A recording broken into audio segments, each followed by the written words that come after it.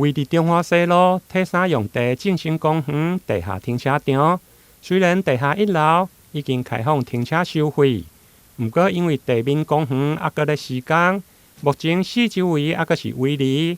对此，未少的议员关心振兴公园到底当时才会用全部完工。对此，交通局长回应，目前预计是5月底完工。不过，议员沈振东甲陈义丁却是烦恼会跳票。那上面呢还是有滤网，是，还有我们的这个黄色的这个那个就是危险线在这边。请问何时会开批可以做使用？跟你做报告，大概5月底。那现在我们本身工程部分其实已经完成了。那它现在是因为那个美学馆，它跟它周边的那有一些排水沟的工程，它委托我们的厂商代办，所以是那一边还在处理。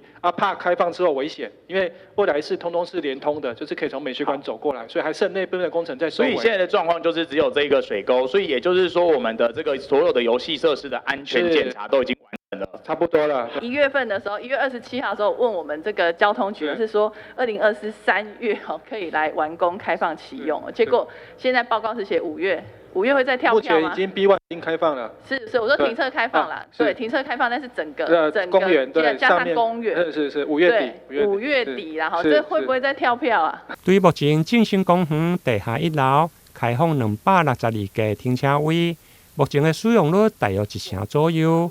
不过，同款位伫的振兴公园周边的福建路停10倍用地，因为土地是教育部委托出产，议员烦恼。对振兴公园停车场的使用率看来，可能会影响到民间对投资做停车场的意愿。对此，交通局回应，目前有开放容积加千批率，希望会用朝向立体化来经营。目前开放民间自行来提案。台南新闻林根何乔邦采访报道。